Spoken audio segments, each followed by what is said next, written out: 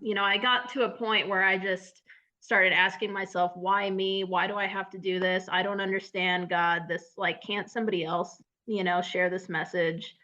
And really just had to accept one day, like, why not me? Like, why am I trying so hard to avoid the very thing that God's trying to use to work through me to bring good?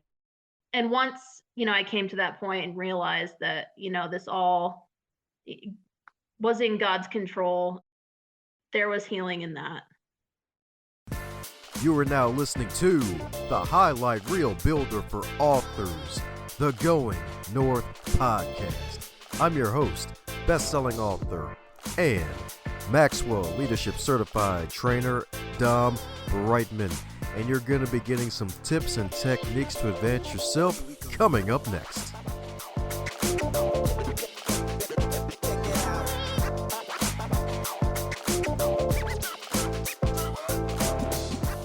Today's episode is sponsored by both books, Going North, Tips and Techniques to Advance Yourself, and the follow-up bestseller, Stay the Course, The Elite Performer's 7 Secret Keys to Sustainable Success. Head over to Amazon.com, pick up both books. They are available in a trifecta of paperback, audio, and ebook. Cop all three of both and be on the lookout for another book from yours truly to help podcasters succeed. Now let's get on with today's episode. Well, today on the Highlight Reel Builder for Authors, it's the Going North podcast. Today, we got another super special, awesome human for you today, courtesy of Podmatch.com, where podcast guests get to connect with podcast hosts. And if they're cooler than 2 cucumbers, they're freaking in. And today's guest is cooler than 3 cucumbers because she's a fellow child of the king, baby. That's right, indeed, a fellow child of the king, as well as an award-winning author, as well as a speaker, a nonprofit board member. So all of the wood, baby. That's right, indeed, all of the award, because she is a nonprofit board member as well as an advocate for sexual assault survivors. So let's give it up for the EB herself, the one and only Emily Bernath. How you doing today, Emily? I'm doing good. Thanks for having me. My plum pleasing pleasure indeed. It's great having you on. That's right, indeed. We got a survivor. That's right, indeed. We got Destiny's Child in the building. That's right, indeed, because she's a child of the king. Amen, yes. You're probably like, oh my gosh, I'm in the same group as Beyonce for that one split second because I'm a Destiny's Child. That is a throwback right there. I haven't heard that one in a while. There you go. That's right, indeed. That's why the show's a diverse group of listeners. That's right, indeed. All the throwbacks. Throwing backs out and throwing them back to Thursdays. That's right. That's right, indeed. But hey, they ain't about just Thursdays. It's about the excellent Emily herself. So mind filling us in on any cavities I may have missed about you, and tell us a bit of your backstory of how you got to where you are since your first time here. Good question. I never really asked to be an author growing up. It was probably my worst nightmare, actually. Kind of hated books. Still do. So not sure, other than by the grace of the man upstairs. It all started from wanting to lead a women's ministry that stemmed from my own experience from being a survivor and getting back into church through that experience. And so God just ever so graciously told me one day that if I wanted to do this ministry and lead that group, that I needed to start writing. And I was a little bit apprehensive at first, but yeah, we're here now. So yeah. That's right, indeed. She's here now, indeed. That's right. 2 books out there in the wild and 1 more on the way. That's right, indeed. That's right, indeed. Right. Yeah. September 19th. It's official. Sweet. That's right, indeed. So any more plans for another book after the trilogy is complete? Yes, but it'll be a lot different than the first 3. So, I haven't totally spent a ton of time on what it looks like yet, but when I made my original commitment to writing 6.5 years ago, I knew pretty early on that it was going to be a 3-book commitment. And so now that I just now finished that original commitment, I kind of have to take some time to really just sit and reflect on, what's next. So Yeah, so finally gonna write that billionaire vampire romance, huh? probably not. I'll stick to the nonfiction genre. I really don't understand fantasy books. I appreciate people who can write them and, you know, like them, but that's just not me. So, She's like, "Hey, I'm here." Yeah, in real life. No fantasy here, buddy. I'm a researcher at heart. My original degree is in chemistry. So, Oh, heck yeah, that's what I'm talking about. That's right indeed. Yeah, heck, surprise. Hey, maybe might go extra deep. Might go extra deep into that wonderful Bible and science combined thing. That's right indeed. Might take that up. That might be the next book, maybe. Who maybe. knows? Ah, yes, indeed. That's right indeed. And if I'm not mistaken, you're still not a fan of reading, are you? Not really, but I need to learn how to be because I'm actually going back to school in the fall too to get a master's degree in social work. Oh, So if I'm being honest, book four will be a little bit more focused in that direction, and my main passion is ministering to other survivors, and I would like to continue growing in that area and being as much of a light to that community as I can be. So I don't know completely what it looks like yet, but that's what the fourth book will be more focused in. I gotcha indeed.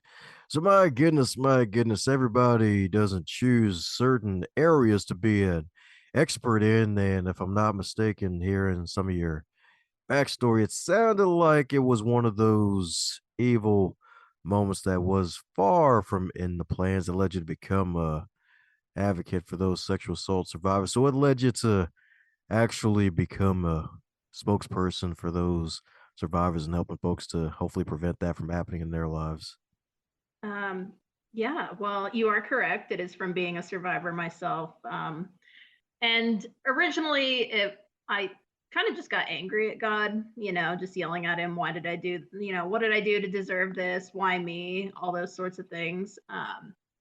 But it was ultimately being invited from a new group of friends to, join their Bible study and go back to church and really having a group of people in my life that I knew could see me differently than the way that I saw myself that allowed me to experience God again and his love in a new way. So yeah, that's kind of how I got there. Didn't ask for it, but am grateful for all the opportunities I get to make a difference in the world for sure. There you go. Make a difference in the world. So my goodness, since it happened in college, how was it like finishing up? Because I'm pretty sure there's a lot of trauma you had to unpack and deal with on top of trying to finish for your bachelor's and now going back for your master's. Yeah. So that was during my undergrad, and I mean, I don't know. I think I would say it took the better part of 2 to 2.5 years before I could see myself as someone who was lovable again. Really, it just gave me an overwhelming view of like, my body is tainted. Someone has taken advantage of me. I'm not the person I used to be. And all of those things really aren't true. And so over the course of getting involved in church again and really learning how to see myself the way that God sees me through that lens of truth is what allowed me to heal and to be able to share that experience with other people. I got you. So any other tools that helped you to recover over time and to help you get back with God, especially leading a Bible study when you're not a fan of reading? Yeah, maybe someday I'll be a fan of reading. I don't know. Really for me, the heart in my ministry is in John 8 when it says that when we know the truth will set us free. And so that's my heart really is helping people know what the truth is and to experience the freedom that comes from it. So yeah, that's my passion, and that's kind of how all the three books that I have written are set up. Is that each chapter is on a different truth, and they kind of look at different angles of the truth. The first book is a lot more self-focused and truths about my identity and how God sees me. How do I see myself that way? Whereas book two is more outward facing and how do I see the people around me and interact with them the way that Jesus did. And then book three is more truths about the attributes of God. Who is God and do I want to get to know him? And if so, why? So I got you. I got you indeed. That's right indeed. That good old John 8 goodness. That's right indeed. That's right indeed. that's right. That's right indeed. Especially when that 8 turns to the side and becomes affinity. Like, yeah. Eternal life, baby.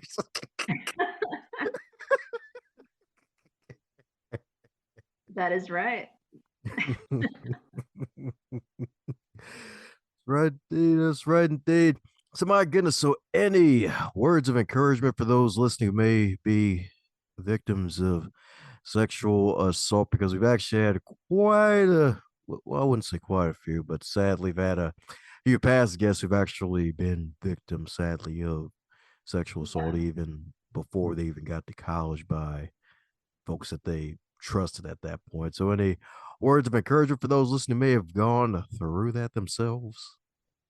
I would just say that if you're in that same place that I was in and you're believing those things of that, your body has been tainted and you're not worth what you were worth before, that all of those things are lies and that really if someone is to the point where they think that sexually abusing you is okay, like we really should not allow those people to have that much power over how we see ourselves, right?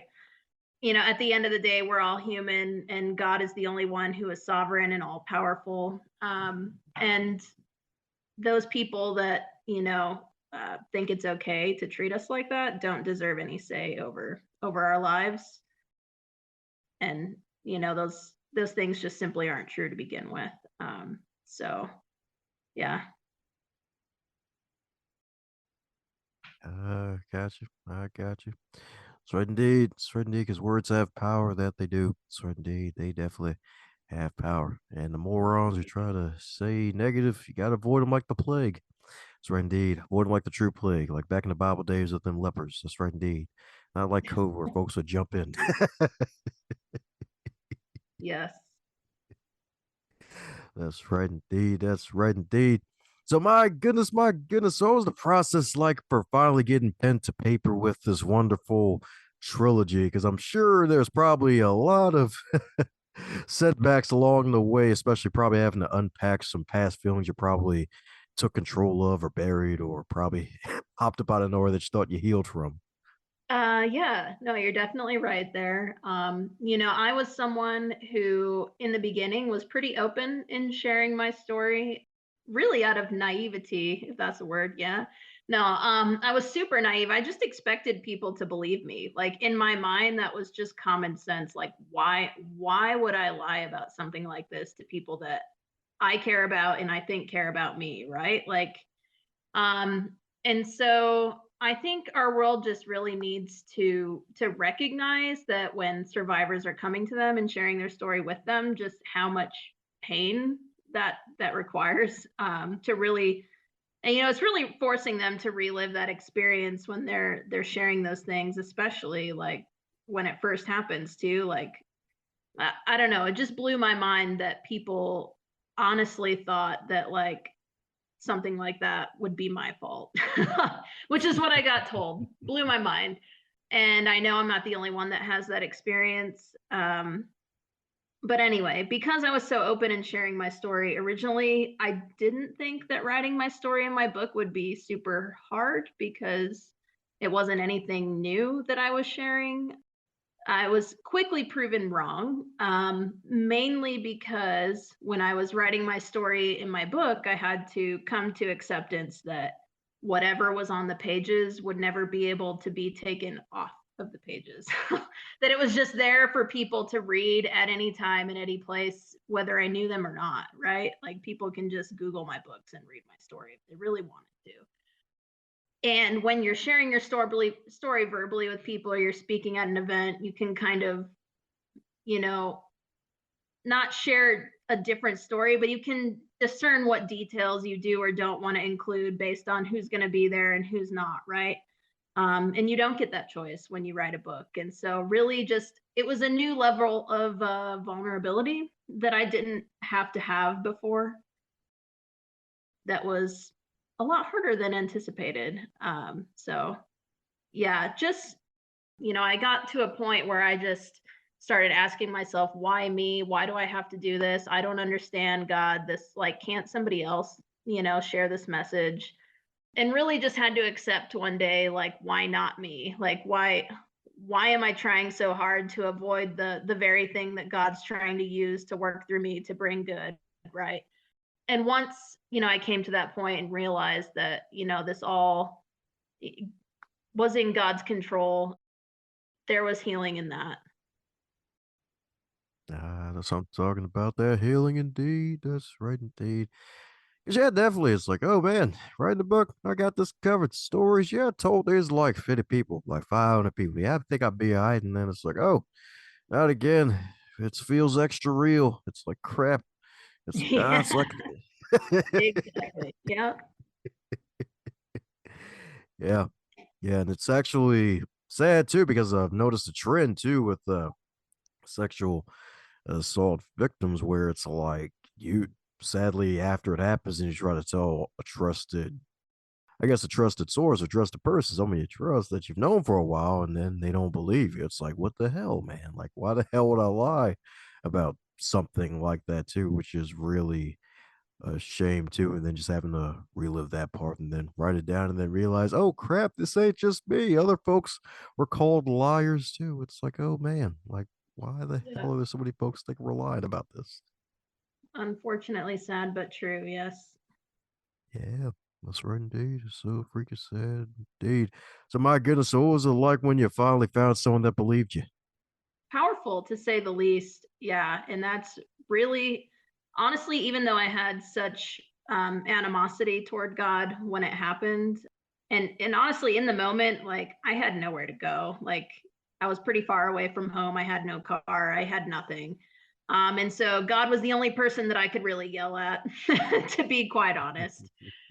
Even though I had that moment of anger toward God, I had met someone a few months later who invited me to Bible study, and just be like, I had told them similarly what had happened, where I was at in life, and it didn't affect the way that they saw me, and that was powerful because I could tell that they saw a different level of value in me than I could see in myself, which really was, motivation for me to want to learn how to see myself that way. And so, despite the fact that I had that initial anger towards God, when that person invited me to go to church, I said yes, because really I had nothing to lose at that point. And I just wanted community that was healthier than the one that I had, than the people who told me that, what had happened was my fault. So Yeah, that community indeed. So indeed, it's always a great thing when you get to find a place where you feel like you belong. That's it right is indeed. true. And it's one of the first truths spoken in the Bible. It's not good for man to be alone. So Oh yeah, that's right indeed. That's right indeed. Definitely not good at all. Don't be alone, y'all. That's right indeed. Don't be alone out here. No, no howling at the moon allowed here. That's right. Big lone wolf. Oh man. So my goodness. So even though you haven't been howling, you've been having a lot of folks hear you over the past few months and years, spreading the good word of, hey, like, hey, you can overcome here, and hey, this pain happened, but you can still turn it into power of written word via these interviews and dates. So is there a question that you wish podcast hosts would ask you more often when you're on these interviews? wow, I don't know. Like I said earlier, I'm kind of just like a go with the flow kind of person, so I don't even think about that. Like, yeah, I'm not sure. Maybe some sort of math or science related question, because I really just don't get to engage that part of my brain anymore now that I've walked into this journey of being an author. That was my first love, man. Like, I did flashcards for fun growing up, like complete nerd. So, yeah. Hey, nerds are freaking cool. They gave us iPhone, dang gummit. That's right. That's right, indeed. Although I do prefer Android because Apple be extra stupid these days with trying to overprotect everything. My God, like it's my own dang phone. Relax. Yeah. Oh man, oh man. So my goodness, so do you see yourself putting a lab coat back on in the future? No, unfortunately. uh, yeah, while that part of my life definitely served its purpose, and for me, it's kind of like I look at it more of like training in like a way of thinking, and then the way that I read the Bible and in that sort of analytical mindset. So I definitely use it in that way. And, you probably would hear that if voice in my books, should you read them. So I do fully believe that science and the Bible speak the same language and try to incorporate those two worlds in the same conversation as much as I can. So, yeah. Oh, me lucky. So sweet. So what's an example of that of how the Bible and science speak the same language? Yeah. Gosh, you put me on the spot here. No, I talk a lot about, like the laws of thermodynamics in the book. And I think the first book even talks about acid base indicators. When you're in a certain solution and an indicator turns different colors based on what environment's off of. And you can look at, Galatians 5, where it talks about the fruits of the spirit versus the fruits of, living a life in our flesh. And you can really examine yourself, like what are the fruits that are being produced in your life, and, stem that back. Those are indicators of saying, like, am I living my life from a fruit of the spirit or from fruits of the flesh, right? Am I following my sin nature, my human nature, or am I living a life of freedom in the spirit and all that God has for me? There we go. That's right indeed. That's right indeed. Because hey, we got folks listening from many faiths and religions, and of course you got the random Bible bashers like, oh, that's an ancient book. It has nothing to do with anything. And it's like, oh, hey, science and the Bible speak the same language. Sweet. How do they do that? So I could tell my atheist buddies, hey, I heard Emily Bernath on a podcast. You told the truth. I need to spread it around like cream cheese on a bagel.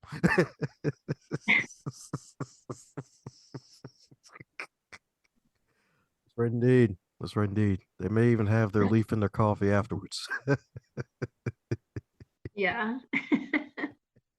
Or their latte if you prefer. I do prefer, actually. Yeah. There you go. That's right indeed. That's why she likes coffee a lot. That is definitely true. I confess. Oh, don't worry. Coffee's a great thing. That's right indeed. It keeps the world spinning. That's right indeed. That's right. It even gives flat earthers energy. It's good stuff.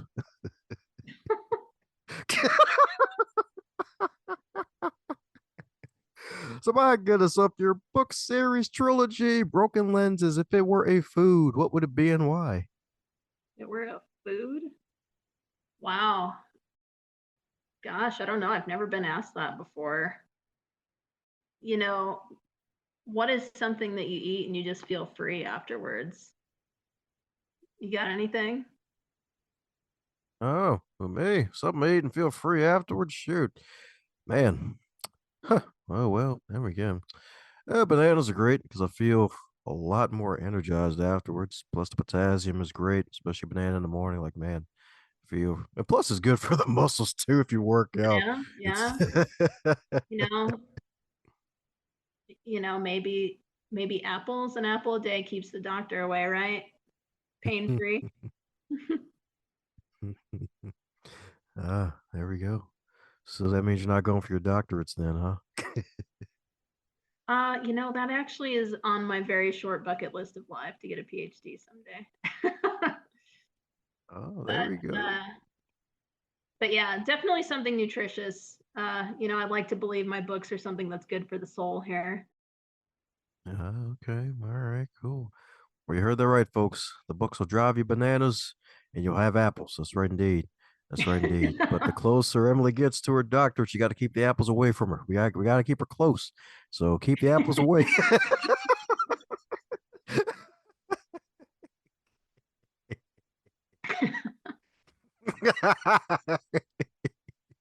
That's right, indeed.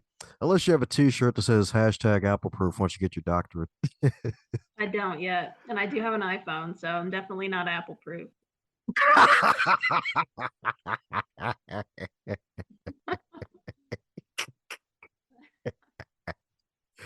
Ah, all right then. All right then. We'll keep that in mind. That's right. We got to have you back on once we get to call you Dr. Emily. That's right, indeed. That's right, indeed. You got to put Yeah, your lab coat back on then, though. I don't know about that. Come on, at least a selfie. Okay, fine. That's right, indeed. That's right, indeed. So, my goodness. So, since you finally came back to Christ to hear you out, so we're raised in a church like yours, truly, as well. Any encouragement for the fellow believer listening right now who may need some encouragement during their walk, especially during times that may be going tough for them at the moment? Yeah, I would say that nothing in your life goes unnoticed by God, and there is purpose to everything. That God works all things for the good, right? That, and I think it's really easy in times of suffering to get narrow-minded and so focused on the pain or the situation itself, and not look outside of yourself into the God who is sovereign, and truly is the ultimate healer, right? And so, Satan likes to try to keep us inwards and in a mindset of like, you know, uh, I can do this all on my own, but really at the end of the day, we can't. We're not that powerful and we never will be.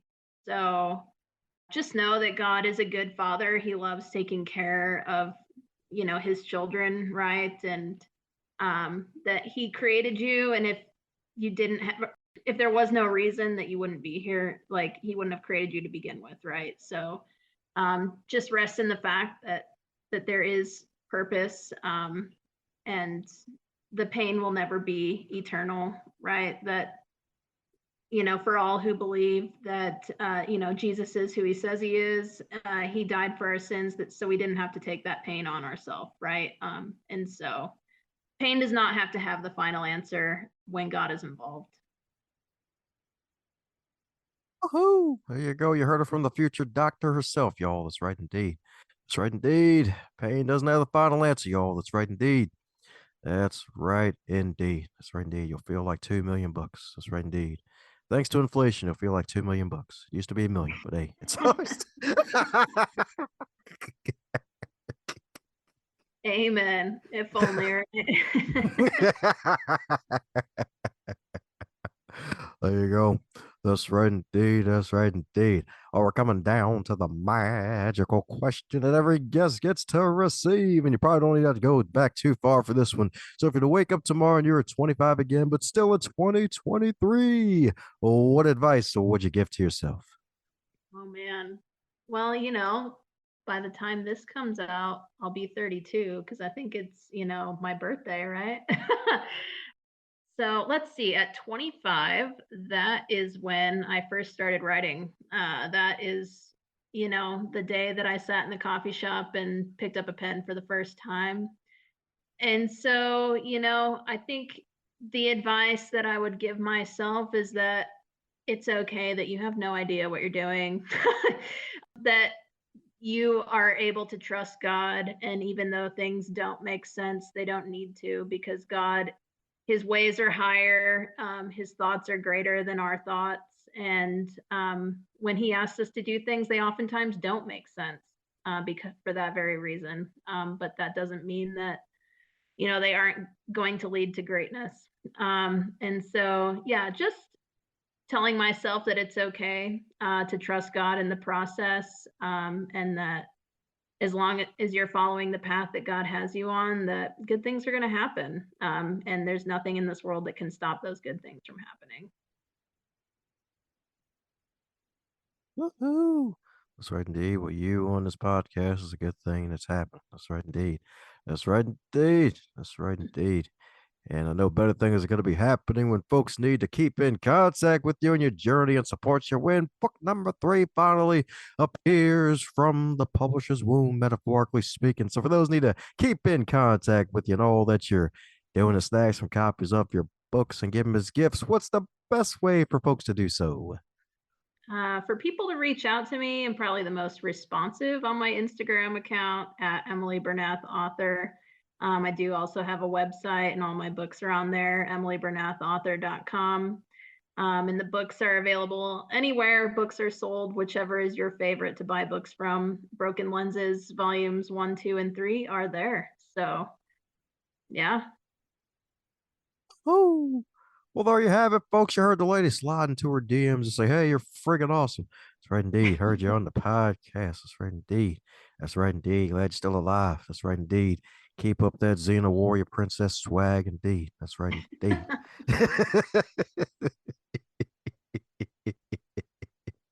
That's right, indeed. And be sure to snag some copies as well. That's right, indeed. Snag them even faster than the cane on the Apollo. That's right, indeed. That's right, indeed. Before any more rabbit holes appear, any parting words before we close up shop, Emily? No, just appreciate you for having me and for wanting to spread the good news out there, and just for everyone listening. Like, I hope you continue to find that reason that you're here, that God made you for, and that you see the good that comes from it. Thanks a bunch for investing your time by listening to this wonderful podcast today. I hope you enjoyed it, and if you really did, do me a solid and leave a review or share this episode with at least 3 people that you think would get some value out of today's content. Advance others to advance yourself.